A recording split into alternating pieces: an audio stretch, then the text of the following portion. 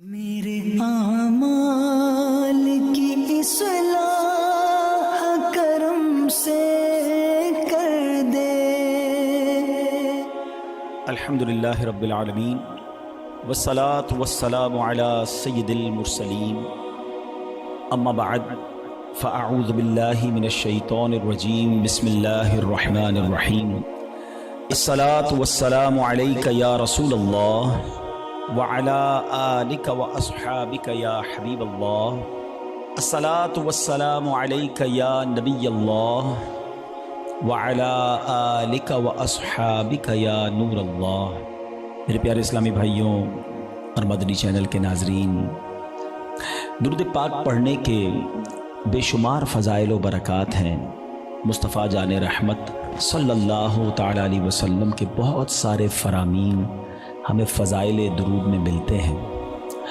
اگر میں آج آپ سے ایک ریکویسٹ کروں یا ایک بات کہوں کہ جناب یہ بتائیے کہ آپ مسلمان ہونے کی حیثیت سے اپنی زندگی میں کیا کیا خواہشات رکھتے ہیں؟ ایک مسلمان اپنی دنیا کیسی دیکھنا چاہتا ہے، اپنی آخرت کیسی دیکھنا چاہتا ہے؟ کبھی اکیلے میں بیٹھ کر لسٹ بنائیں کہ دنیا میں کیا چاہتا ہوں، موت کے وقت کیا چاہتا ہوں، قیامت کو کیا چاہتا ہوں۔ اور اب میں آپ کو کچھ مختلف حدیثوں کا، یوں سمجھیے کہ مجموعہ کہہ لیں، عطر کہہ لیں، اس کا خلاصہ کہہ لیں، میں پیش کرنے جا رہا ہوں کہ درود پاک پڑھنے والے کو کیا کیا ملتا ہے۔ علماء بیٹھے ہیں، تقریباً ہر ہی میرے جملے کے پیچھے کوئی حدیث یا کوئی روایت ہوگی، تو آپ کو اندازہ ہو جائے گا کہ یہ کیسا کمال کا وظیفہ ہے۔ میں جو کہتا جاؤں دل خوش ہو تو سبحان اللہ کہتے جائیے گا۔ اگر آپ چاہتے ہیں کہ آپ کی روزی میں برکت ہو تو درود پاک پڑھیے، اگر آپ چاہتے ہیں کہ بیماریاں دور ہو جائیں تو درود پاک پڑھیے، آپ چاہتے ہیں آپ کی ٹینشن ریلیز ہو جائے آپ درود پاک پڑھیے، آپ چاہتے ہیں ذلت و رسوائی سے بچیں تو درود پاک پڑھیے، آپ چاہتے ہیں آپ کی عزتوں میں اضافہ ہو جائے تو درود پاک پڑھیے، آپ چاہتے ہیں کہ مرتے وقت کلمہ نصیب ہو اور نبی پاک کا دیدار ہو جائے تو درود پاک پڑھیے، بلکہ آپ یہ چاہتے ہیں کہ قبر میں بھی نور مصطفیٰ سے میری قبر جگمگائے تو درود پاک پڑھیے، قیامت کے دن نبی پاک کے پرچم تلے اٹھنا چاہتے ہیں تو درود پاک پڑھیے، آقا کے ہاتھوں جام کوثر پینا چاہتے ہیں تو درود پاک پڑھیے، بلکہ سنیے آقا کے ساتھ جنت میں داخل ہونا چاہتے ہیں تو درود پاک پڑھیے، مدینے جانا ہے تو درود پاک پڑھیے، خواب میں سرور کائنات علیہ الصلوۃ والسلام کی زیارت کرنی ہے تو درود پاک پڑھیے۔ مجھے بتائیے کچھ اور بچ گیا ہے زندگی میں؟ اور کچھ چاہیے ہیں؟ اور کیا چاہیے ہمیں؟ روزی میں برکت ہو، ذلت و رسوائی سے بچوں، بیماریاں اتر جائیں، ٹینشن ریلیز ہو، اللہ عزتوں میں اضافہ کرے، کلمے والی موت ملے، آقا کا دیدار ہو اور جنت میں بھی نبی پاک ساتھ لے جائیں، جب تک زندہ رہوں مدینے جاتا رہوں۔ اس کے علاوہ تو بچتا ہی کوئی نہیں ہے نا مسلمان کے لیے۔ اب ماشاءاللہ علماء بیٹھے ہیں، آپ ان سے پوچھیں کہ یہ ساری فضیلتیں ہیں احادیث میں اور روایات میں درود پاک پڑھنے والے کے لیے موجود ہیں، پھر بھی ہم درود پاک نہیں پڑھتے، پھر بھی ہم اس کو اپنا وظیفہ نہیں بناتے۔ اگر درود پاک کو ہم اپنا، اس کو کہتے ہیں نا کہ چابی ہے، یہ اٹ از اے کی آف سکسیس، کامیابی کی چابی ہے، ہر پرابلم دور کرنے کی چابی ہے، تو پلیز درود پاک کو حرز جاں بنائیے، چلتے پھرتے اٹھتے بیٹھتے جتنا ہو سکے درود پاک پڑھتے رہا کریں۔ بلکہ وہ شاعر بہت خوبصورت بات لکھتے ہیں کہ ہر درد کی دوا ہے صلی علی محمد، ہر درد کی دوا ہے صلی علی محمد، تعویذ ہر بلا ہے صلی علی محمد۔ تو ہمارا تو کام یہ ہے کہ بس کسی پرابلم میں پڑھتے رہیں انشاءاللہ، بلکہ پرابلم آنی نہیں ہے اگر آپ درود پاک کثرت سے پڑھ رہے ہوں گے۔ میرے پیارے اسلامی بھائیوں، آج جس موضوع پہ میں نے بات کرنی ہے وہ بڑا سینسٹیو اور بڑا اہم ٹاپک ہے۔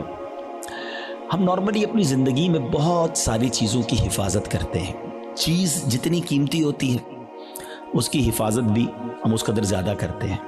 نارمل سا موبائل جیب میں ہو تو فکر نہیں ہوتی، قیمتی موبائل ہو تو بندہ ہر تھوڑی دیر بعد ہاتھ لگا رہا ہوتا ہے جیب میں، ہے نا؟ گاڑی قیمتی ہو تو بندہ لاک کر کے، بعض اوقات ڈرائیور کھڑا کر کے آتا ہے، پیسے تھوڑے سے ہوں تو جیب میں رکھتا ہے، زیادہ ہو تو لاکر میں یا بینک میں رکھتا ہے۔ جتنی چیز قیمتی ہوتی چلی جاتی ہے، ہمارا کانشیس لیول بھی، جو ہمارا حفاظت کا ذہن بھی بڑھتا چلا جاتا ہے۔ ہماری زندگی میں ہماری نیکیوں کی، ہمارے اعمال کی کتنی اہمیت ہے، کبھی ریئلائز کیا آپ نے؟ اول تو شیطان ہمیں نیکیاں کرنے نہیں دیتا، وہ چاہتا ہی نہیں ہم نیکیاں کریں، اور اگر کوئی نیکیاں کر لیتا ہے تو پھر اب اگلا وار شیطان کا یہ ہوتا ہے کہ کسی طرح اس کی نیکی برباد کرا دی جائے، اس کی نیکی ڈیلیٹ کروا دی جائے۔ ذرا اس کو ایک میں آپ کو یوں سمجھے کہ صورتحال آپ کے سامنے رکھتا ہوں، جس سے آپ کو یہ بات اور سمجھنے میں آسانی ہو جائے گی، پھر میں اپنے ٹاپک کی طرف آؤں گا۔ کہ ایک شخص تھا اور اس کے یہاں بچی کی ولادت ہوئی۔ ماں باپ کے یہاں جب بچی پیدا ہوتی ہے تو ماشاءاللہ محبت بھی لوگ کرنے والے کرتے ہیں، اور پھر اس کی پلاننگ بھی کرتے ہیں کہ بچی جب بڑی ہوگی تو میں نے اس کی خیر خواہی کرنی ہے، اس کی شادی کرنی ہے۔ تو اس شخص نے سوچا کہ کیوں نہ میں اپنی بچی کی شادی کے لیے، اس کے اچھے مستقبل کے لیے کچھ پیسے جمع کروں۔ اس نے ایک گھر میں صندوق بنایا اور روزانہ کے، مثال کے طور پہ سمجھاتا ہوں کہ روزانہ کے 100 روپے یا 200 روپے وہ اس صندوق میں ڈالنے لگا۔ اس نے کہا 20 سال میں تو پتہ نہیں کتنے پیسے ہو جائیں گے، سارے کام آسان ہو جائیں گے۔ 100 روپے 200 روپے روز ڈالتا تھا۔ کبھی کبھی جی چاہتا تھا کوئی اچھی چیز خریدے، کوئی باہر کا کھانا کھائے، مگر کہتا نہیں، بچی والے پیسے ڈالنے۔ اپنے دل کو مارتا رہا اور پیسے ڈالتا رہا۔ 20 ایئرز، 20 سال گزر گئے، صندوق بھر گیا۔ اس نے سوچا صندوق تو بھر گیا ہوگا، اب بچی بھی بڑی ہو گئی، کہا اب تو اس کی شادی کرنی ہے۔ اور اب اس والد نے اس باکس کو کھولا، سارے گھر والوں کو جمع کیا کہ آؤ میری 20 سال کی جو جمع پونجی ہے آج اس کو مل کے کاؤنٹ کرتے ہیں، ہزاروں لاکھوں روپے ہوں گے۔ جیسی صندوق کھولا نا، اس کا دل ہل گیا کہ ہوا یہ تھا کہ صندوق لکڑی کا تھا، اس میں کہیں سے ایک سوراخ ہو چکا تھا، اور اس سوراخ سے دیمک اندر آئی، اور اس کی 20 سال کی جو کمائی تھی وہ سارے نوٹ وہ دیمک کھا چکی تھی۔ مجھے صحیح بتائیں، اپنے آپ کو اس کی جگہ رہ کر سوچیں کہ جس نے 20 سال تک اپنے پیٹ کاٹ کر، اپنی خواہشوں کو مار کر اپنی بچی کے لیے پیسے جمع کیے، اور جب 20 سال بعد اس کو خرچ کرنے کا موقع آیا، اس کو تکلیف کتنی ہوئی ہوگی کہ یار سب ختم، اب میں کہاں سے لاؤں گا؟ یہ تکلیف یقیناً بہت زیادہ ہے۔ مگر میں آج جس ٹاپک پر بات کرنا چاہتا ہوں نا، دیکھیں 20 سال بعد بھی کسی سے پیسے تو ادھار لے سکتا ہے نا، دوبارہ کما سکتا ہے، کچھ نہ کچھ سولوشن کر سکتا ہے۔ مگر اس شخص کی مایوسی اور اس شخص کی تکلیف کا اندازہ کیجئے کہ جو شخص زندگی بھر نمازیں پڑھتا رہا، سردی میں اٹھ کے وضو کر کے نمازیں پڑھتا رہا، رمضان میں روزے رکھتا رہا، حج بھی کیے، زکاتیں بھی دی، بہت بار شیطان نے بہکانے کی کوشش کی، وہ لڑتا رہا شیطان سے کہ نہیں میں نے گناہ نہیں کرنے، اور جب اللہ کی بارگاہ میں قیامت کے دن پیش ہو تو اسے امید ہوگی کہ میرے پاس حج ہیں، عمرے ہیں، نمازیں ہیں، سجدے ہیں، تلاوت ہے، روزے ہیں، اور جب بارگاہ الہی میں اس کے نامہ اعمال کھولے جائیں اور اس کو کہا جائے کہ جاؤ تمہارے پاس کچھ بھی نہیں ہے، null and void, delete it, سوچئے اس دن اس کی شرمندگی، حسرت کا عالم کیا ہوگا۔ اس دن تو کوئی چانس بھی نہیں ہوگا نا کہ دوبارہ نہیں کیا کر لے، ادھر تو دوبارہ کما سکتا ہے وہ شخص، مگر قیامت کے دن today is the time of action. مولا علی فرماتے ہیں نا یہ وقت زندگی میں عمل کر سکتے ہو، قیامت کا دن عمل کا نہیں، جزا کا دن ہوگا، فیصلے کا دن ہوگا۔ تو اس دن تو آپ کو صرف فیصلہ ہی ہونا ہے۔ تو اب پہلے ریئلائز کر لیجئے کہ یہ کتنا بڑا معاملہ ہے کہ اگر میرے اعمال ہی برباد ہو گئے۔ اب ہو سکتا ہے کسی کے ذہن میں سوال آئے کہ جناب یہ کون سی بات کر رہے ہیں کہ اعمال کیسے برباد ہو سکتے ہیں؟ نمازیں پڑھی ہیں، روزے رکھے ہیں، کوشش کر کے یہ اعمال کی۔ آج کے دور میں نیکی کرنا بھی آسان نہیں ہے، یہی تو میں سمجھانا چاہتا ہوں آج کے بیان میں کہ آج کے دور میں واقعی نیکی کرنا اتنا آسان نہیں ہے، لیکن آپ اتنی مشکل سے نیکی کر بھی رہے ہیں، مگر اس کو سنبھال رہے ہیں کہ نہیں؟ اس کی حفاظت کر رہے ہیں کہ نہیں؟ اس کے بارے میں فکر مند ہے کہ نہیں؟ آپ کو پتا ہے کہ چور کیسے چوری کر کے جا سکتا ہے آپ کی نیکیوں کو؟ یہی میرا آج کا ٹاپک ہے۔ اور اب آپ دوبارہ ذہن میں سوال آ رہا ہوگا کہ بھائی بتائیں تو صحیح وہ کون سے اعمال ہیں کہ جن سے نیکیاں برباد۔ میں قرآن و حدیث سے آج آپ کے سامنے کچھ اعمال ایسے رکھوں گا، کچھ کام ایسے رکھوں گا کہ جس کو کرنے والے کے بارے میں فرمایا کہ اس کے اعمال برباد کر دیے جاتے ہیں۔ سب سے جس کو کہیں کہ اہم ترین معاملہ پتہ ہے کیا ہے؟ کہ انسان کا ایمان چھن جائے۔ جس کا ایمان چلا گیا نا، اب اس کا کوئی عمل اس کے کام نہیں آئے گا، چاہے اس کی زندگی سجدوں سے بھری ہوئی ہو، چاہے اس نے بہت نمازیں پڑھی ہوں، ساری زندگی روزے رکھے ہوں، ایمان نہیں تو کچھ بھی نہیں۔ اور یہ بات قرآن کہتا ہے، اللہ کا کلام کیا فرماتا ہے سنیے. رب کریم قرآن میں ارشاد فرماتا ہے وَمَن يَرْتَدِدْ مِنْكُمْ عَنْ دِينِهِ فَيَمُتْ وَهُوَ كَافِرٌ فَأُولَئِكَ حَبِطَتْ أَعْمَالُهُمْ فِي الدُّنْيَا وَالْآخِرَةِ وَأُولَئِكَ أَصْحَابُ النَّارِ هُمْ فِيهَا خَالِدُونَ. اب اس کا ترجمہ سنو. اور تم میں جو کوئی اپنے دین سے پھرے پھر کافر ہو کر مرے تو ان لوگوں کا کیا اکارت گیا, دنیا میں اور آخرت میں سب ضائع ہو گیا, اور وہ دوزخ والے ہیں, انہیں اس میں ہمیشہ رہنا ہے. ایک بات یاد رکھیے گا, یہ ہمیں بعض اوقات سمجھ نہیں آتی کہ یار بندہ مسلمان ہو کے کافر کیسے ہو سکتا ہے, ایمان والا ہو کے ایمان سے کیسے نکل سکتا ہے. یہ بات تو آپ کو پتا ہے نا کہ دنیا میں سب سے زیادہ جو تیزی سے مذہب پھیل رہا ہے وہ کون سا ہے؟ اسلام ہے. The most growing religion on earth. اس پوری کائنات میں سب سے تیزی سے الحمدللہ اسلام پھیل رہا ہے. لیکن یہ ون وے ٹریفک نہیں ہے کہ اگر کوئی مسلمان ہو سکتا ہے غیر مسلم تو مسلمان بھی اسلام سے خارج ہو سکتا ہے. ٹھیک ہے, ایک حدیث پاک سناتا ہوں تاکہ یہ بات اور کلیئر ہو جائے گی. حدیث پاک کا مضمون ہے نبی پاک علیہ الصلوۃ والسلام نے فرمایا کہ اولاد آدم مختلف طبقات میں مختلف کیٹیگریز میں پیدا کی گئی ہے. 4 کیٹیگریز, 4 قسم بیان کی نبی پاک نے. فرمایا ایک پہلی قسم وہ ہے کہ بعض مومن پیدا ہوتے ہیں, ایمان والی زندگی گزارتے ہیں اور ان کا خاتمہ بھی ایمان پر ہوتا ہے. ہم اللہ سے دعا کرتے ہیں کہ اللہ اس کیٹیگری میں ہمیں شامل رکھے, کیونکہ اللہ نے مسلمان ماں باپ دیے, ایمان والی زندگی دی ہے, اللہ ایمان والی موت عطا فرمائے. لیکن سیکنڈ کیٹیگری نبی پاک نے فرمایا کچھ لوگ کافر گھرانے میں پیدا ہوتے ہیں, حالت کفر پر زندہ رہتے ہیں اور حالت کفر پر ہی ان کی موت ہوتی ہے. بہت بڑی تعداد میں ایسے لوگ جو غیر مسلموں کے یہاں پیدا ہوتے ہیں, کفر والی زندگی گزارتے ہیں, کفر پر بھی مر جاتے ہیں. تیسری کیٹیگری سنو, اللہ کے نبی فرماتے کچھ لوگ کافر پیدا ہوتے ہیں, کافروں والی زندگی گزارتے ہیں مگر ان کا خاتمہ ایمان پر ہو جاتا ہے نا. کئی لوگ جو مرنے جو دنیا میں مسلمان ہو رہے ہیں یہ کیا ہے, کافر تھے نا, غیر مسلم تھے, کلمہ پڑھا مسلمان ہو گئے. بڑی اچھی بات ہے. مجھے ایک واقعہ یاد آ گیا. ہانگ کانگ میں دعوت اسلامی والے جو تھے وہ ہمارے مبلغین کسی مریض کی عیادت کے لیے ہاسپٹل میں گئے. دعوت اسلامی کے تو طریقہ کار میں بھی شامل ہے اور ہمیں بھی جانا چاہیے, مریض کی عیادت سنت ہے. تو وہ لوگ وہاں عیادت کرنے گئے تو برابر میں بستر پر ایک 70 سال کا ہانگ کانگ میں ایک بوڑھا شخص غیر مسلم وہ بھی لیٹا ہوا تھا, علاج کروانے آیا تھا. جب وہ واپس جانے لگے اس نے اشارہ کیا ذرا ادھر آئیے گا. وہ ادھر گئے تو کہا تم لوگ کون ہو؟ چہرے پہ داڑھی تھی, سر پہ امامہ تھا. کہا مسلمان ہیں. کیوں آئے تھے؟ کہ ہمارا ایک دوست ہے وہ بیمار تھا, اس کو دیکھنے آئے تھے. اچھا مسلمان کیا ہوتا ہے, اسلام کیا ہوتا ہے؟ 7 8 10 منٹ بات چیت ہوئی تو اسلامی بھائیوں نے اس کو دعوت دی کہ آپ بھی مسلمان ہو جائیں. ہسپتال کے بستر پر وہ بوڑھا شخص کلمہ پڑھ کر مسلمان ہو گیا. مگر اس سے بڑھ کر جو جس کو کہتے ہیں نا ایمان افروز بات یہ تھی کہ اگلے چند گھنٹوں بعد اس کا انتقال بھی ہو گیا. یعنی اس کے مقدر میں ایمان تھا تو اسپتال کے بستر پر بھی اس تک ایمان پہنچ گیا. یہ حدیث کا جو تیسرا حصہ ہے نا, سمجھو کہ کچھ لوگ کافر گھرانے میں پیدا ہوتے ہیں یا کافر ہوتے ہیں, پیدا ہی کافر کفر پر ہوتے ہیں, پوری زندگی کفر پر گزرتی ہے مگر ان کا خاتمہ ایمان پر ہوتا ہے.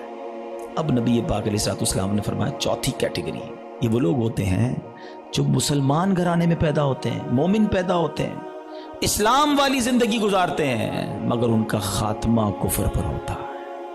یہ چوتھی کیٹیگری ڈرانے والی ہے.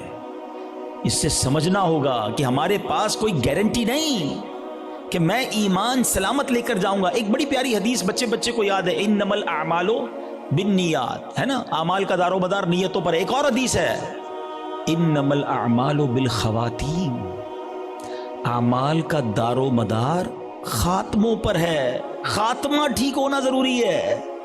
ہم اس کی تو میں سے بہت ساروں کو تو فکر ہی کوئی نہیں کہ یار اچھا اس کی بھی فکر کرنی ہے, اس پر بھی کوئی بات کرنی ہے, اس کی بھی کوئی سیکیورٹی کرنی ہے. سوچئے نا. اچھا پھر اب یہ حدیث آپ نے سن لی, قرآن کی آیت سن لی, صحابہ نے بھی سنی, اولیاء نے بھی سنی, خود نبی پاک کا ایٹیٹیوڈ کیا تھا. اللہ کے حبیب علیہ الصلوۃ والسلام کی بڑی مشہور دعا ہے, یا مقلب القلوب ثبت قلبی علی دینک, اے دلوں کو پھیرنے والے میرے دل کو اپنے دین پر ثابت قدمی عطا فرما. اللہ کے نبی دعا کر رہے ہیں جن کے صدقے ہمیں دین ملا ہے. ہم تو نعت میں پڑھتے ہیں نا, تیرے صدقے میں آقا سارے جہاں کو دین ملا. وہ آقا دعا کر رہے ہیں کہ اے اللہ میرے دل کو تیرے دین پر ثابت قدمی عطا فرما. ہمارا کیا حال ہونا چاہیے؟ ہمیں ہر وقت کی فکر ہونی چاہیے. اگر nobody care about it، بات بھی نہیں کرتا کوئی. اعمال کو بچانے کے لیے سب سے پہلے ایمان کو بچانا ہوگا. اچھا، اب دوسرا سوال آتا ہے کہ ٹھیک ہے حضرت سمجھ آ گیا کہ ایمان کی حفاظت کی فکر کرنی چاہیے، ایمان بڑی سینسٹیو چیز ہے. اب یہ بھی بتائیے کہ ایمان چلا کس چیز سے جاتا ہے؟ ہاں، یہ اہم کوسچن ہے کہ ایمان سے بندہ خارج کیسے ہو سکتا ہے. اچھا، پھر شیطان ہے نا. ابھی بھی ہو سکتا ہے کسی کے ذہن میں یہ بات ڈال رہا ہوگا، یار کیسی عجیب سی بات کر رہے ہیں مولانا صاحب، 50 سال کا تو ہو گیا، 60 سال کا ہو گیا، ساری زندگی کلمہ پڑھا اور اب ایمان سے بھی جا سکتا ہوں. جناب یہ بات پہلے سمجھنی ہوگی. میں آپ سے ایک سوال کرتا ہوں، 70 سال کوئی بے ایمان رہا، غیر مسلم رہا، صدق کے دل سے کلمہ پاک پڑھے، مسلمان ہو جائے گا؟ ایمان میں داخل ہو جائے گا؟ ایک جملہ ہی ہے نا. مگر دل سے کہا 70 سال کی کفر کی زندگی ایک طرف، ایمان میں آتے ہی پچھلے گناہ بھی معاف ہو جاتے ہیں. تو کیا کوئی 70 سال مسلمان رہ کر کوئی ایک جملہ ایسا کہہ دے ہیں معاذ اللہ، اللہ کی توہین کا، اللہ کے نبی کی توہین کا، اسلام کی توہین کا، جس کو کفریہ کلمات کہے جاتے ہیں، تو وہ بھی اسلام سے خارج ہو سکتا ہے. تو سب سے پہلے تو زبان کی احتیاط ہے. Think before you talk. بات کرنے سے پہلے سوچو میں کیا بول رہا ہوں، یہ کہیں اس گفتگو میں میرا ایمان تو غارت نہیں ہو جائے گا. تو آج یہ خیال ہی نہیں ہے. اب اس پہ بڑی بڑی سازشیں ہوئی ہیں. فلموں کے گانے ایسے بنائے گئے، کامیڈی شو ایسے بنائے گئے، یہ کامیڈینز یا فلموں کے گانے یا جناب دوستوں میں ہنسی مذاق، کبھی دوزخ کا مذاق، کبھی جنت کا مذاق، کبھی معاذ اللہ فرشتوں کا مذاق. ہماری لمٹ ہے، ہم مسلمان ہیں، ہماری باؤنڈری ہے. لوگ کہتے ہیں یار ریڈ لائن ہوتی ہے. بھائی ریڈ لائن مسلمان کی یہ ہے کہ وہ ان باتوں پر گفتگو نہیں کر سکتا، اس کا مذاق نہیں اڑا سکتا. ایک حد ہے ہماری نا. ہم جو چاہیں منہ میں بول دیں گے. دنیا میں کئی ایسے ملک ہیں جہاں کسی ادارے کے خلاف بات نہیں ہو سکتی، کسی پرسنالٹی کے خلاف بات نہیں ہو سکتی، ہم اس کو فالو کرتے ہیں. مگر ہم اسلام کے بارے میں، دین کے بارے میں جو منہ میں آیا کہہ رہے ہوتے ہیں. تو یاد رکھیں، شیطان تو چاہتا ہی یہی ہے. الٹیمیٹ گول بتائے شیطان کا کیا ہے؟ کہ میں اور آپ غیر مسلم ہو کر قبر میں جائیں. وہ مرنے سے پہلے بھی آتا ہے، آخری وقت بھی بندے کے پاس آتا ہے کہ کسی طرح اس کا ایمان چھین لوں. اتنا خطرناک دشمن ہے وہ ہمارا، اور ہم سکون کی نیند سو رہے ہیں، ہمیں فکر ہی کوئی نہیں ہے. پھر دوسرا جو ایک پرابلم ہے جس کی وجہ سے ایمان برباد ہو سکتا ہے، وہ ہے گناہوں کی عادت. روایتوں میں آتا ہے کہ جب بندہ ایک گناہ کرتا ہے نا، اس کے دل پر ایک سیاہ نقطہ لگ جاتا ہے، اور جب وہ بار بار گناہ کرتا ہے تو وہ ایک نقطہ ایک وقت آتا ہے کہ پورا دل ہی کالا ہو جاتا ہے. جب دل کالا ہو جاتا ہے تو اس پر نصیحت کی بات ہی اثر نہیں کرتی ہے. پھر شیطان کے لیے بڑا آسان ہوتا ہے اس کا ایمان چھیننا. میں آخری بات اس موضوع پہ کر لوں تاکہ اگلے عمل کی طرف جاؤں، ورنہ یہی ایک ٹاپک ایسا ہے کہ میں پورا بیان اس پر کروں، اور کرنے چاہیے ایسے بیانات کہ ایمان کی حفاظت کی فکر بہت ضروری ہے.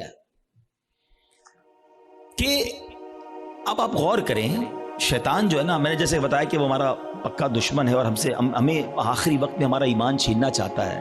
اب ایک شخص ہے جو روزانہ شیطان سے ہار جاتا ہے. شیطان صبح اٹھنے لگتا ہے، شیطان کہتا ہے نہیں فجر نہیں پڑھنی، سو جا. رضائی اوڑی اور سو گیا. صبح ہوئی نہیں اور شیطان جیت گیا. فائٹ ہوئی، شیطان جیت گیا. دوپہر ہوئی، ظہر نہیں پڑھنے دی، شیطان جیت گیا. مارکیٹ میں گیا، بے پردہ عورت گزری، شیطان نے کہا دیکھ لے، دیکھ لیا، شیطان جیت گیا. موبائل اٹھایا، حرام دیکھ لے، بری ویب سائٹ دیکھ لے، دیکھ لی، شیطان جیت گیا. کاروبار کرنے لگا، شیطان نے کہا جھوٹ بول دے، جھوٹ بولا، شیطان جیت گیا. دھوکہ دے دے، دھوکہ دیا، شیطان جیت گیا. سود کما لے، سود کا کام کیا، شیطان جیت گیا. جس سے روز شیطان جیت رہا ہے، مرنے سے پہلے والی جو فائٹ ہوگی ادھر بھی تو شیطان آئے گا نا اس کو سمجھانے کے لیے کہ ایمان درست نہیں ہے، مسلمان درست نہیں ہے، اللہ کا کلمہ مت پڑھ. جو روز شیطان کی مان رہا ہے، کہیں مرنے سے پہلے بھی مان گیا تو اس کا کیا بنے گا؟ تو روز شیطان کی ماننے والے کے بارے میں یہ ڈر ہے کہ مرنے سے پہلے اس کا ایمان چھین لیا جائے گا. اور جو روز شیطان کو ہرا رہا ہے، سردی کے دن ہے، جی چاہتا ہے نہ اٹھوں، شیطان کہتا ہے سو جا، کہتا نہیں میں رحمان کا بندہ ہوں، شیطان کا بندہ نہیں. وہ فجر ادا کرتا ہے، شیطان کو ہراتا ہے. شیطان کہتا ہے حرام دیکھ، وہ نہیں دیکھتا، شیطان کو ہراتا ہے. شیطان کہتا ہے حرام کما، بڑے پیسے اس کام میں، وہ کہتا ہے نہیں حرام مجھے نہیں چاہیے. شیطان کو ہراتا ہے، بے پردگی سے اسے بچاتا ہے. وہ لڑتا ہے شیطان سے روزانہ. یہ فائٹ ساری زندگی رہے گی، یاد رکھو. اور جو روز شیطان سے لڑ رہا ہے نا، انشاءاللہ جب مرتے وقت شیطان اس کا ایمان چھیننے آئے گا نا، وہ ادھر بھی شیطان کی نہیں مانے گا، کلمہ پڑھ کر قبر میں چلا جائے گا۔ ہم بھول جاتے ہیں، وہ نہیں بھولتا، ہم سوتے ہیں، وہ نہیں سوتا، وہ جاگ رہا ہے، وہ ہم پر حملے کر رہا ہے، باریک حملے کرتا ہے۔ تو پہلی بات آج سمجھ جاؤ کہ ایمان سلامت لے کر قبر میں جانا یہ ہمارا الٹیمیٹ ٹارگٹ ہونا چاہیے، ایٹ اینی کاسٹ۔ اگر ایمان میرے ہاتھ میں نہیں رہا تو میں تو گیا نا۔ تو ہمیں اس کی فکر بھی کرنی ہے، اس کے لیے دعائیں بھی کرنی ہیں، ہماری نمازوں میں، ہماری دعاؤں میں یہ شامل ہونا چاہیے۔ آپ بزرگوں کی دعائیں تو پڑھیں نا، ہے نبی پاک کی دعائیں پڑھیں، ایمان کی سلامتی کا وہاں آپ کو ذکر ملے گا، ایمان کی حفاظت کا ذکر ملے گا۔ ہماری دعا کیا ہے؟ یا اللہ کاروبار میں برکت دے دے، صحت میں برکت دے دے، بڑا بنگلہ مل جائے، نوکری مل جائے۔ میں نہیں کہتا اللہ سے مت مانگو، اللہ کے سوا کس سے مانگیں گے؟ مگر آخرت بھی تو مانگو نا۔ قرآنی دعاؤں کو پڑھیں، اللہم ربنا آتنا فی الدنیا حسنہ، مگر فوراً کیا ہے؟ وفی الآخرۃ حسنہ، پھر آگے وقنا عذاب النار، اب میں عذاب جہنم سے بھی بچا۔ تو اللہ کرے کہ ہم اپنے ایمان کی حفاظت کی فکر کرنے والے بن جائیں۔ ایک اور عمل، اللہ اکبر، وہ اتنا عام ہو گیا ہے کہ جس کی وجہ سے بھی اعمال برباد ہوتے ہیں، اور وہ عمل کیا ہے؟ حدیث پاک سناتا ہوں۔ اللہ کے حبیب علیہ الصلوۃ والسلام فرماتے ہیں، اور وہ عمل یہ ہے کہ بندہ کسی سے حسد کرے۔ اچھا، حسد نیکیوں کے ساتھ پتہ کیا کرتا ہے؟ نبی پاک فرماتے ہیں ایاکم والحسد فإن الحسد یأکل الحسنات کما تأکل النار الحطب۔ اللہ کے حبیب فرماتے ہیں حسد سے بچو، وہ نیکیوں کو اس طرح کھا جاتا ہے جیسے آگ خشک لکڑی کو کھا جاتی ہے۔ اب میں مثال دیتا ہوں، آپ نے لکڑی جلائی اور آگ جلائی اس پر، تھوڑی دیر بعد لکڑی کا کیا حال ہوگا؟ ختم نا، خاک ہو جائے گی۔ یہ پتہ کیا کرتے ہیں جو حسد کرنے والے ہوتے؟ سارا دن نمازیں پڑھی، روزے رکھے، صدقے کیے، رات آئی آگ لگائی اور سارے اعمال برباد کر دیے۔ یہ نیکیوں کو برباد کرنے والا کام ہے۔ اور حسد، اللہ اکبر، آج اتنا عام ہو چکا ہے، ہر دوسرے آدمی کو دوسرے سے حسد ہے، بلکہ بھائی کو بھائی سے حسد، بہن کو بہن سے حسد ہو گیا ہے۔ نبی پاک علیہ الصلوۃ والسلام فرماتے ہیں حسد سے بچو، کیونکہ حسد ایمان کو مونڈ دینے والا کام ہے۔ ایک اور حدیث پاک میں آتا ہے حسد ایمان کو ایسے برباد کرتا ہے، حدیث پاک کا مضمون ہے جیسے سرکہ ایلوا شہد کو برباد کر دیتا ہے۔ اب سرکے کو شہد میں ڈالے، شہد کا کیا حال ہوگا؟ فرمایا یہ ایمان برباد کرنے والی بیماری ہے۔ مگر آج کوئی کسی کو خوشحال دیکھنے کے لیے تیار ہی نہیں ہے۔ اچھا، بعض اوقات پتہ کیا ہوتا ہے جب اس طرح کے بیان ہوتے ہیں، میں نے کہا نا یہ لڑائی جاری رہے گی، اس بیان کے دوران بھی شیطان ساتھ چل رہا ہوگا، کسی کے ذہن میں سوال کر رہا ہوگا یار مولانا صاحب بات تو ٹھیک کر رہے ہیں مگر میں تو حسد نہیں کرتا۔ وہ آپ کو یہ سب کلیریفائی کر رہا ہے کہ بات ٹھیک ہے مگر میں تو حسد نہیں کرتا۔ نہیں، ایسے نہیں شیطان کو حملہ کرنے دیں گے، آج مقابلہ کریں گے انشاءاللہ، ٹھیک ہے؟ اب میں آپ کو کچھ سمٹمز بتاتا ہوں، کچھ نشانیاں بتاتا ہوں کہ جس کی وجہ سے آپ کو یہ ریئلائز ہوگا کہ میں حسد کرتا ہوں کہ نہیں کرتا۔ پہلے تو حسد کی تعریف کیا ہے یہ سمجھ لو۔ حسد کی تعریف یہ ہے، the definition of jealousy، کہ اگر کسی شخص کو کوئی نعمت ملے تو میرا دل یہ چاہے کہ یہ نعمت چھن کر مجھے مل جائے یا کم از کم اس کی برباد ہو جائے۔ یہ حسد ہے، یہ جہنم میں لے جانے والا کام ہے، حرام۔ حسد کی ایک جائز صورت بھی ہے، اس کو حسد نہیں کہتے، اس کو ہماری اردو زبان میں رشک کہتے ہیں، عربی میں غبطہ کہتے ہیں۔ وہ کیا ہے کہ جب کسی کو نعمت ملے تو بندہ کہے یا اللہ اس کو دیے مجھے بھی دے دے، اس میں کوئی حرج نہیں ہے، یہ اچھی بات ہے، اس میں جائز ہے۔ لیکن جو دوسری والی سائیڈ ہے وہ بہت زیادہ بڑھ گئی ہے، ٹھیک ہے؟ پہلے تعریف پتہ چل گئی، اب کچھ نشانیاں بتاتا ہوں، چیک کر لیتے ہیں۔ اگر ٹھیک ہے میرے اندر نہیں تو پھر صحیح ہے، پھر تو اللہ کا شکر ہے میرا دل صاف ہے۔ اگر گڑبڑ ہے تو پھر علاج بھی بتاؤں گا۔ اب پہلے تو لیبارٹری ٹیسٹ کر لیتے ہیں ایک دوسرے کا۔ چیک کیجئے آپ کی لائف میں کوئی ایسا ہے، اچھا یہ ایک اور پہلے بات بتا دوں، حسد جو ہے نا ہوتا ہی اس سے جس کو ہم جانتے ہیں، جس سے تعلق ہوتا ہے، جس سے تعلق نہیں اس سے حسد نہیں ہوتا۔ ہمیں فیصل آباد میں رہ کر برازیل کے کسی شخص سے حسد نہیں ہو سکتا، ہم جانتے ہی نہیں اس کو، پتہ نہیں کیا کر رہا ہے۔ حسد کس سے ہوگا؟ یا تو کسی دوست سے ہوگا، یا کسی رشتہ دار سے ہوگا، یا اپنی فیلڈ کے کسی بندے سے ہوگا۔ آپ کاروبار کرتے ہیں نا، کسی کاروباری اپنے کسی کاروباری سے ہو جائے گا، اپنے کسی رشتہ دار سے ہو جائے گا، اپنے کسی دوست سے، اپنے کسی قریب پڑوسی سے ہو سکتا ہے، جس کے ساتھ آپ کا انٹریکشن ہے نا، آپ اس سے حسد کر سکتے ہیں۔ اب چیک یہ کرنا ہے کہ میں کسی سے حسد کرتا ہوں کہ نہیں، ٹھیک ہے؟ میں نے آپ کو باؤنڈری بتا دی ہے۔ اب میرا لیبارٹری ٹیسٹ کہہ لیں، مدنی لیبارٹری ٹیسٹ کرتا ہوں۔ اب میں آپ کو 2-3 ایگزامپلز بتاتا ہوں، اپنے آپ سے خود ہی سوال کریں، مجھے جواب نہیں دینا، آپ نے اپنے آپ سے ہی سوال کرنا ہے۔ پہلا سوال، دنیا میں کوئی ایک بندہ ایسا ہے، یا عورت بھی ہو سکتی ہے، رشتہ دار بھی ہو سکتی ہے، کہ یار جب بھی اسے کوئی خوشی ملتی ہے نا، نعمت ملتی ہے، ترقی ملتی ہے، دولت ملتی ہے، شہرت ملتی ہے، تو مجھے پرابلم ہوتا ہے، مجھے مزہ نہیں آتا. پہلا سوال اپنے دل میں جواب رکھیے گا، مجھے بس بتائیے گا. دوسرا سوال، کوئی ایسا ہے کہ جب اس کی تعریف میرے سامنے ہوتی ہے تو مجھے ذرا بھی مزہ نہیں آتا. میں کہتا ہوں کوئی اور بات کرو نا یار، اس کا ذکر کیوں کر رہے ہو؟ ہیں ایسا ہوتا ہے نا کبھی کبھی ہمارے سامنے کسی کی تعریف کرتے ہیں، وہ بھائی نہیں یار ان کا کاروبار بہت آگے بڑھ گیا، یار وہ تو بڑے مشہور ہو گئے، ہاں ہاں ان کو تو بڑے لوگ عزت دیتے ہیں، یار اس کی بات چھوڑو یار کوئی اور بات کرو. اگر کوئی ایسا ہے کہ اس کے بارے میں جب مجھ سے کوئی بات کرتا ہے اور یہاں پین فیل ہوتا ہے، میں بات بدلتا ہوں. دس از دا سیکنڈ کوسچن. ٹھیک ہے، یہ دوسرا ٹیسٹ ہے. اب تیسرا ٹیسٹ، کوئی ایسا ہے کہ جب اس کا نقصان ہو جائے، بدنام ہو جائے، اس کا پیسہ برباد ہو جائے، معاذ اللہ اس کی فیکٹری میں آگ لگ جائے، اس کا گھر تباہ ہو جائے، یا اس کے گھرانے میں کوئی جھگڑا ہو جائے، اس کی فیملی تتر بتر ہو جائے، تو اندر ہی اندر خوشی ہوتی ہے، ہاں یار اب مزہ آیا، ہاں میں تو چاہتا یہی تھا یہ برباد ہو جائے. These are the 3 symptoms. یہ 3 سوال ہیں آپ سے، جواب مجھے کوئی نہ دے، اپنے دل سے پوچھو. اگر کسی کے بارے میں ان تینوں میں سے کوئی ایک بھی کیفیت ہے نا، تو پھر حسد اور کس کو کہتے ہیں؟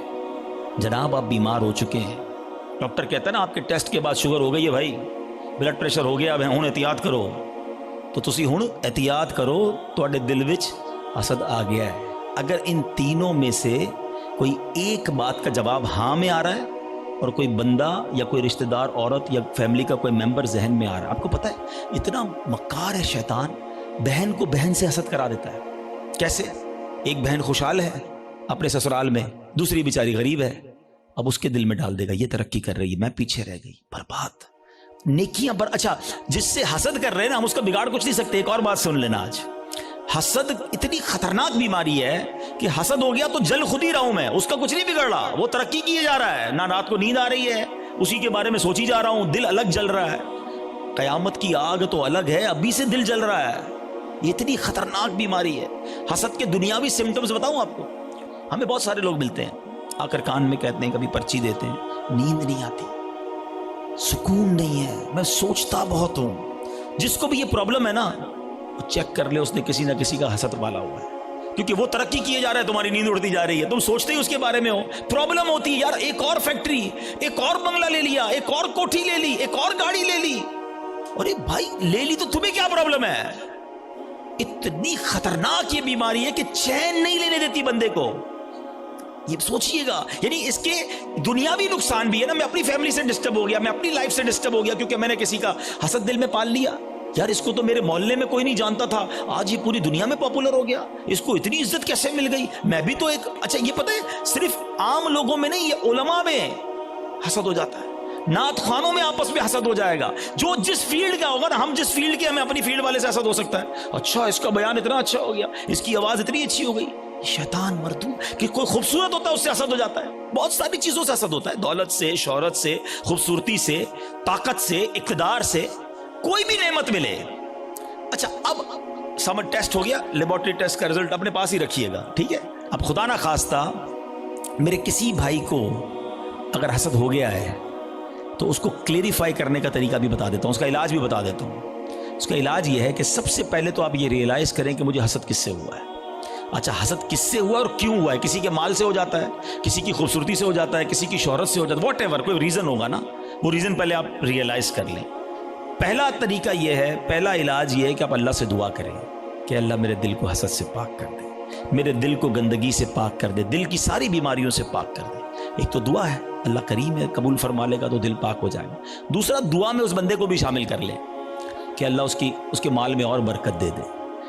اگر وہ اس کے حسن سے پرابلم ہے، اللہ اس کے حسن میں اور برکت دے دے. اس کی شہرت سے پرابلم ہے، اللہ اس کی شہرت میں اور برکت دے دے. ہاں ہے یہ تھوڑا مشکل، یہ اینٹی بائیوٹک ہے نا، علاج ہو رہا ہے نا. اب آپ جب کسی کے لیے دعا کریں گے نا، یا اللہ اس کے مال میں اور برکت دے دے، اور تھوڑے دنوں بعد آپ کو کوئی بندہ آ کے بتائے گا یار اس کی ایک اور فیکٹری لگ گئی، تو آپ کہیں گے میں بھی تو دعا کرتا تھا لگنی تھی فیکٹری. تیسرا طریقہ ایک اور ہے حسد سے نکلنے کا، کہ جس سے حسد ہوا ہے نا اس کو تحفہ دے. حدیث پاک کا مضمون ہے تحفہ دو محبت بڑھے گی.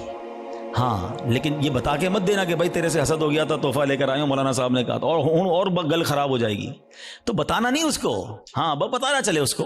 اچھا ایک بات اور سمجھ لو آپ, جس سے حسد ہوا ہے نا اس کو کوئی پرابلم نہیں ہے, پرابلم مجھے ہے, ٹھیک مجھے ہونا ہے.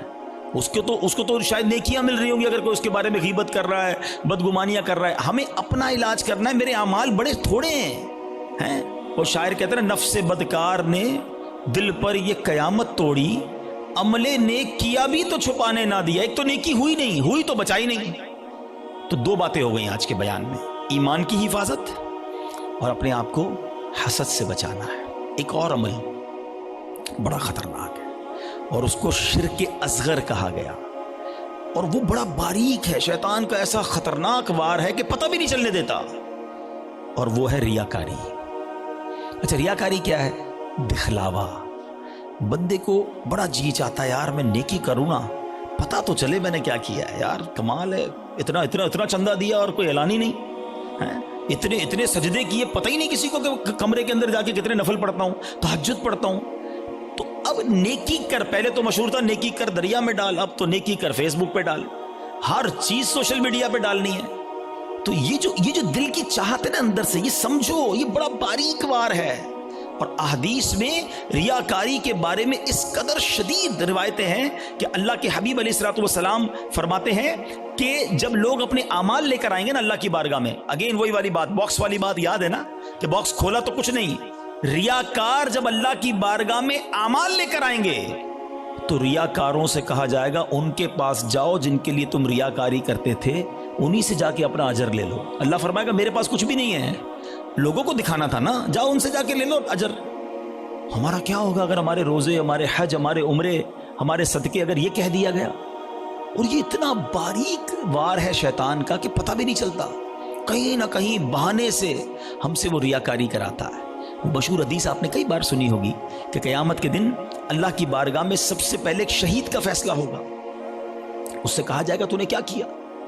اللہ فرمائے گا میں نے تجھے اتنی نعمتیں دی. وہ مانے گا یا اللہ ہاں مجھے نعمتیں ملی. حدیث کا خلاصہ ہے اللہ فرمائے گا تو نے کیا کیا؟ کہ یا اللہ میں نے تیری راہ میں جہاد کیا, لڑتے لڑتے شہید ہو گیا, جان دے دی تیری بارگاہ میں. یعنی آپ سوچو یار جان دینے سے بڑھ کر تو کچھ نہیں ہے نا.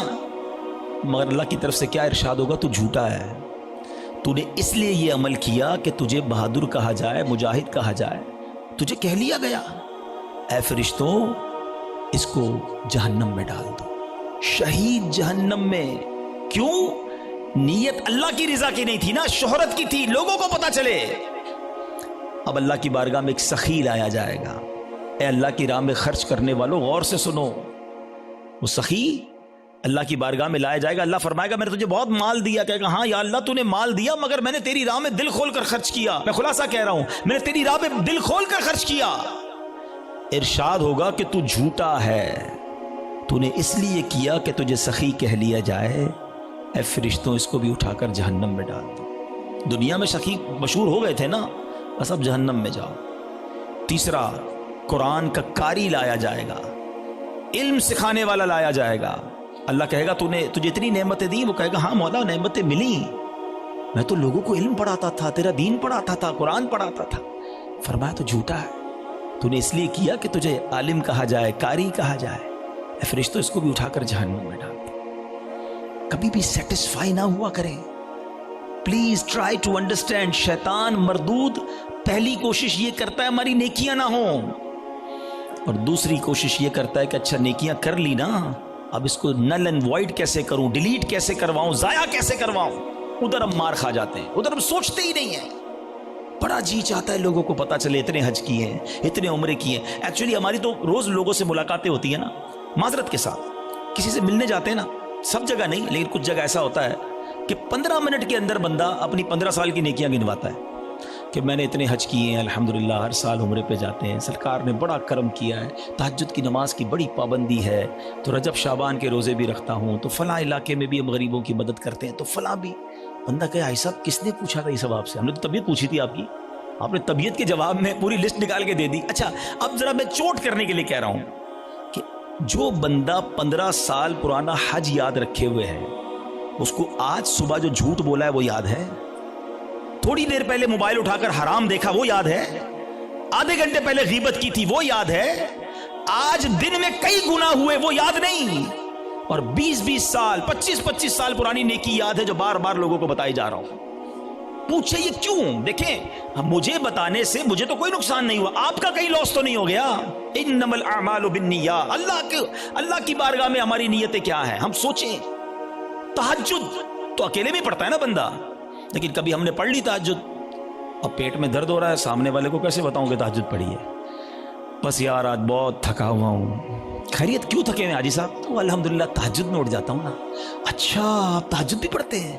اور ہن دل وچ ٹھنڈ پی گئی، اینو پتہ چل گیا اسی تہجد گزار نے. وہ نہیں بلو ٹک آتا ہے واٹس ایپ پہ میسج ریسیو، ہمیں لگتا ہے میری عبادت اس کو ریسیو ہو گئی، اور ساڈے دل وچ ٹھنڈ پی گئی. اور اللہ کے بندے ریسیو بھی ہو گئی، ادھر سے ڈیلیٹ بھی ہو گئی. کیوں بتانا ہے؟ میں جانوں میرا رب جانے. یہ سمجھو بات کو، یہ بڑی باریک شیطان کا وار ہے. مسجد میں چندہ دیں، امام صاحب کو اسپیشل پرچی جاتی ہے، ذرا حاجی صاحب کے لیے اعلان کریں، ذرا کولر لگایا حاجی صاحب نے، مسجد کے پنکھے فلاں حاجی صاحب نے لگائے، قالین فلاں حاجی صاحب نے. کیوں؟ آپ قالین لگا دیں، رب ثواب دینے والا ہے. میں ہر کسی اچھا اب اگین میں دیکھیں ہر اپنے ٹاپک میں شیطان کا ایک وار بھی انکلوڈ کر رہا ہوں. ابھی شیطان پتہ ہے کیا وار کر رہا ہوگا؟ ہائے ہائے اتنا مردود ہے نا. یہ اس بیان میں بھی ہمیں کوئی اور بندہ یاد دلا رہا ہوگا، یہ عبدالحبیب بھائی صحیح کہہ رہے ہیں، یہ فلاں آدمی ہے نا مسجد میں اعلان کرواتا ہے، وہ فلاں آدمی ہے نا نیکیاں بڑی بتاتا ہے، وہ ہمیں کوئی اور یاد دلا رہا ہوگا. ہمیں اپنے بارے میں فیصلہ نہیں کرنے دے گا. ہمارے پاس کوئی پیرامیٹر نہیں ہے کہ ہم کسی کو ریاکار کہہ سکیں، کیونکہ اگر نیکی کوئی اعلانیہ اس لیے کر رہا ہے کہ لوگوں کو ترغیب ملے تو اس کو ثواب ہے. کیا ہے انما الاعمال بالنیات؟ میں اپنے دل کو تو چیک کر لوں، ہم اپنے دل کو سب چیک کریں، رائٹ لیفٹ نہیں دیکھنا. کہ میں جب اعلان کرنے کی سوچتا ہوں، میں جب واٹس ایپ یا فیس بک پہ لگاتا ہوں، میں جب دوستوں کو بتاتا ہوں قرآن اتنا پڑھا، تلاوت اتنی کی، بس یار آج آفس پہ غریب بندہ آیا تھا بڑا پریشان تھا، میں نے تو یار اس کو فوراً 25,000 روپے دے دیے، یہ کس لیے کہا؟ اگر اچھی نیت ہے تو ٹھیک ہے، ورنہ ہم جانتے ہیں کہ سامنے والا کہے اچھا ماشاءاللہ یار اللہ آپ کو سلامت رکھے.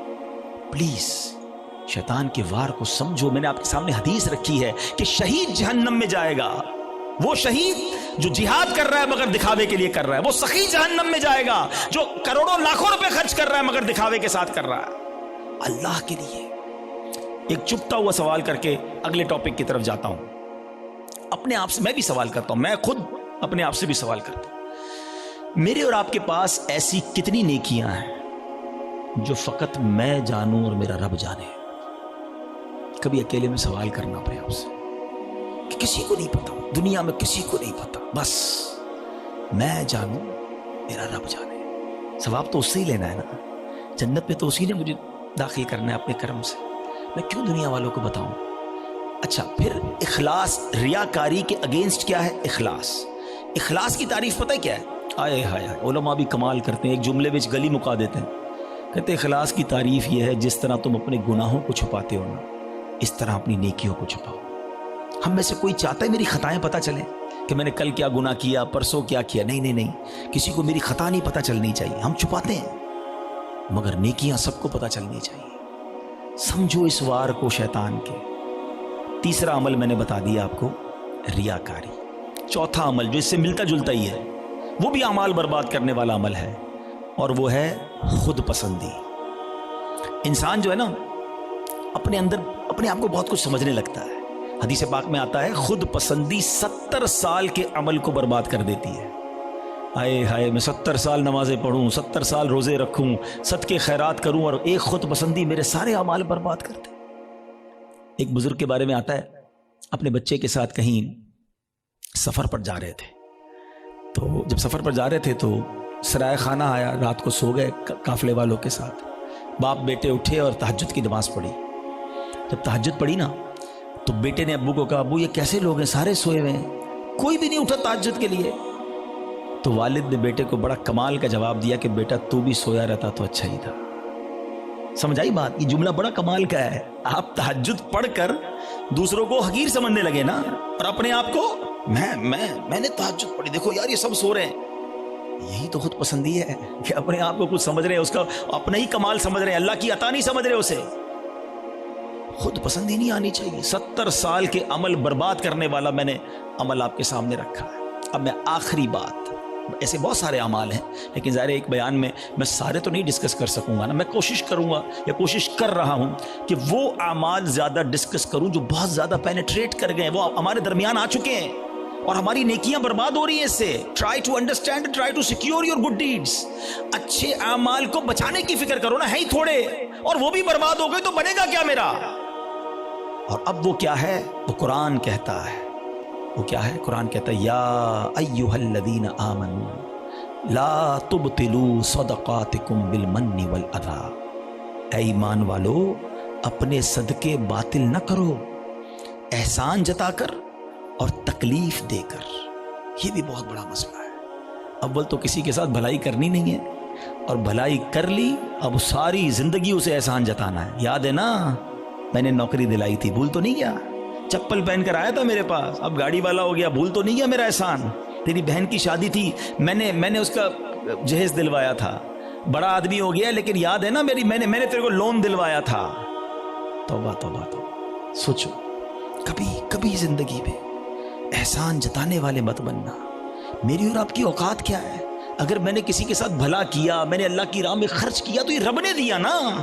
میں خدا کی قسم کئی بار یہ بیانات میں جملہ کہا ہے کہ یار جب بھی اللہ کی راہ میں دو نا، کسی غریب کی مدد کرو، کسی صدقے کی جگہ پر دو، مسجد میں دو، واٹ ایور، اللہ کی راہ میں خرچ کر کے اللہ کی بارگاہ میں ایک سجدہ بھی کیا کرو. اللہ تیری مہربانی، تو نے دینے والا بنایا، مجھے مانگنے والا نہیں بنایا. آج میرا کوئی ملازم، میرا کوئی غریب رشتہ دار میرے دروازے پر آ کر کہے کہ بھائی جان میری بچی کی شادی ہے اور مجھے فرنیچر چاہیے، ہم احسان جتائیں گے؟ سوچو میں بھی کسی کے دروازے پر کھڑا ہو سکتا تھا، مجھے آج اللہ نے دیا ہے نا، اگر نہ دیا ہوتا تو میں بھی اپنی بچی کی شادی کے لیے کسی کے دروازے پر کھڑا ہوتا. میں بھی کسی دوست کے پاس جاتا کہ ماں ہاسپٹل میں اور علاج کے پیسے نہیں ہیں. یہ صرف میرے رب کی مہربانی ہے کہ لوگ میرے پاس آ رہے ہیں اور میں انہیں دے کر جتاؤں گا. نہ کرو ایسا. اللہ کے لیے مدد کیا کرو، اللہ کا شکر بھی ادا کیا کرو. یہ سارا صدقہ ضائع ہو جائے گا. آپ مسجد میں دے کر، مدرسے میں دے کر، دینی کاموں میں دے کر رسید بھی لے لیں، مگر رسید تو رہ جائے گی، ثواب چلا گیا اگر آپ کی نیت دکھاوے کی ہے، آپ کی نیت اللہ کی رضا کی نہیں ہے. یہ صدقے باطل ہو جائیں گے. قرآن کہتا ہے نا. میں جب بھی یہ بات بیان کرتا ہوں مجھے ایک واقعہ یاد آ جاتا ہے کہ ایک بار میں ایک بزنس مین ہے ان کے گھر گیا، کافی بڑا ان کا بنگلو ہے. ہم بیٹھے تھے تو ان کا ملازم چائے لے کر آیا. جیسی ملازم آیا نا چائے لے کر، تو اس شخص نے پتہ ہے کیا کیا؟ کہتا ہے یہ میرا ملازم ہے، میں نے اس کو گھر بنا کے دیا ہے، اس کی بچی کی شادی کرائی ہے. آپ یقین کریں میں اتنا اندر ہی اندر شرمندہ ہو گیا کہ یار یہ کیوں یہ باتیں مجھے بتا رہا ہے، اس بندے کا کیا حال ہو رہا ہوگا، اور وہ ملازم دل ہی دل میں کتنا رو رہا ہوگا کہ یار صاحب نے ایک بار میری مدد کی ہے، ہر مہمان کو سناتے ہیں. یہ کیوں کرتے ہیں ہم؟ آپ نے کر دیا ٹھیک ہے، آپ دوسروں کو بتا کر اسے ذلیل کریں گے. یہی تو قرآن کہہ رہا ہے کہ اے ایمان والو اپنے صدقے باطل نہ کرو، احسان جتا کر، ایذا پہنچا کر. ہم تکلیف پہنچاتے ہیں بعض اوقات، مدد بھی کرتے ہیں اور اس کو اتنے تانے دیتے ہیں کہ وہ بیچارہ شرم سے پانی ہو جاتا ہے، غریب ہے کر کچھ نہیں سکتا. یہ کبھی بھی اپنے اندر عادت نہیں ہونی چاہیے. بلکہ سچی بات بتاؤں، ہمیں تو یہ بھی نہیں امید ہونی چاہیے کہ یار میں کسی کو صدقہ دوں تو یہ میرے لیے دعا کرے، میرا نام لے کے دعا. ہم پتہ ہے کہ عمرے پہ بھیجتے ہیں کسی کو، جاؤ عمرے پہ جانا، ہر چکر میں میرے لیے دعا کرنا. ہم تو ساتھ فیس بھی رکھتے ہیں، اتنے عمرے کرنا، امی کے نام پہ کرنا، ابا کہا. اور یار آپ کچھ بھی نہ بولو اس کو، وہ جا رہا ہے قدم قدم پر ثواب آپ کو مل رہا ہے. آپ کو بولنے کی ضرورت کیا؟ میرا رب سب جانتا ہے نا. اللہ جانتا ہے کہ نیت کدھر کی ہے. حضرت عائشہ صدیقہ رضی اللہ تعالیٰ عنہا، حضرت ام سلمہ رضی اللہ تعالیٰ عنہا، امہات المومنین ہے نا، کیا شاندار انداز ہوتا تھا. آپ اپنے غلام کو پیسے دیتی، فرماتی جاؤ کسی غریب کو دے آؤ. اور دیکھو غریب سے ہمارے لیے دعا نہ کرانا، اور اگر وہ ہمارے لیے کوئی دعا کر دینا تو وہ دعا نوٹ کر کے آنا. اب مثال کے طور پہ وہ غریب کو جا کے پیسے دیتے، غریب دعا کرتا کہ یا اللہ ان کی خیر ہو، رزق میں برکت ہو، وہ دعائیں لکھ کر لاتے. اور حضرت ام سلمہ اور بی بی عائشہ ہاتھ اٹھا کر اس فقیر کے لیے وہی دعائیں کیا کرتی جو انہوں نے ان کے لیے کی تھی، اور فرماتی دعا کا بدلہ دعا ہو جائے، اجر اللہ سے لینا ہے. سبحان اللہ، کیا انداز ہے. صدقہ کریں، اللہ کی راہ میں خرچ کرو، مگر ایسے کرو کہ دائیں ہاتھ سے خرچ کرو، بائیں ہاتھ کو پتہ نہ چلے. وہی سوال اگین، ایسے کتنے اعمال ہیں میرے اور آپ کے پاس کہ میں جانوں اور میرا رب جانے. ہاں یقیناً کچھ نیکیاں ایسی ہوتی ہیں جو کھل کے کرنی چاہیے اور اس نیت سے کرنی چاہیے کہ لوگ کریں، لیکن دل کی کیفیت اپنے آپ سے پوچھ لیں. تو بہرحال میرے پیارے اسلامی بھائیو، آج کے اس مختصر سے بیان میں جو میں نے ٹاپک چوز کیا تھا کہ ہم اپنے اعمال کی حفاظت کی فکر کریں، ہم اپنے پیسوں کی، اپنی فیکٹری کی، اپنے گھر کی، اپنی گاڑیوں کی، سب کی حفاظت کی فکر کرتے ہیں کیونکہ وہ قیمتی ہیں۔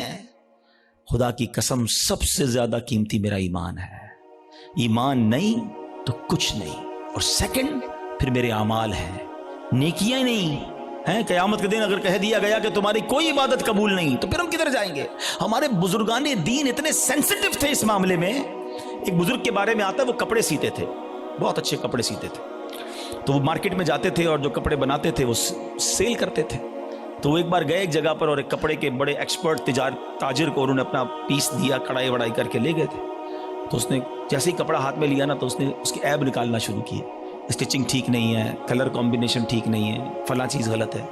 تو وہ بزرگ رونے لگے۔ تو وہ تاجر کہتا ہے اب روئے نا، میں لے لیتا ہوں، پرچیز کر لیتا ہوں، آپ رو کیوں رہے ہیں؟ کہتے ہیں میں اس لیے نہیں رو رہا تمہیں میرا کپڑا میں عیب نکالیں، میں یہ سوچ رہا ہوں کہ میں نے یہ کپڑا اپنے ہوش کے مطابق، اپنی خیال کے مطابق بالکل صحیح سیا تھا، مگر جب یہ کپڑا کسی ایکسپرٹ کے ہاتھ میں آیا تو اس کو میرے عیب پتہ چل گئے۔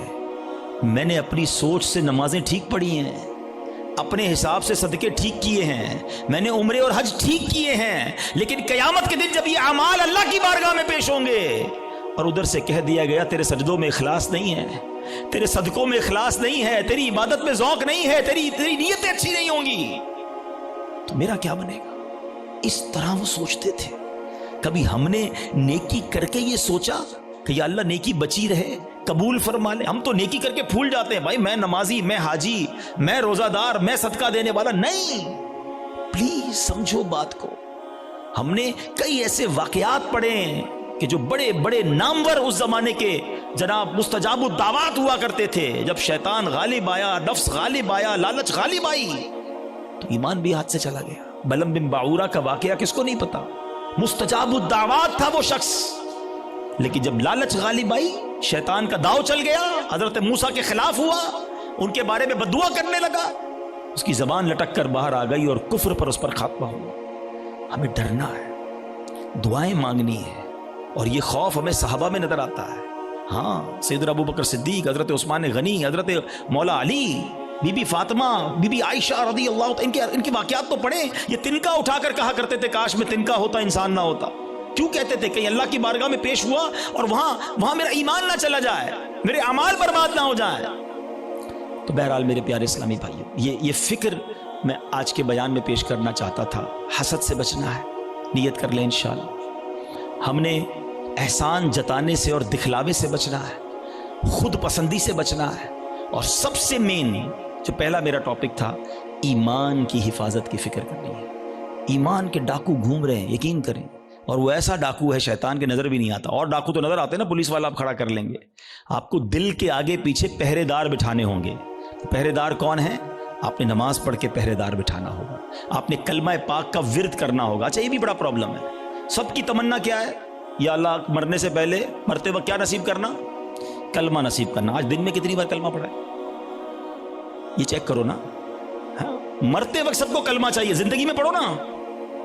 اور یہ بات بڑی عجیب بتانے جا رہا ہوں، ایک بزرگ کا جملہ میں بھولتا نہیں ہوں، وہ کہتے ہیں اپنی زبان کو کلمے کا عادی بناؤ تاکہ جس دن زبانیں بھاری پڑیں گی اس دن تمہاری زبان سے کلمہ جاری ہو جائے۔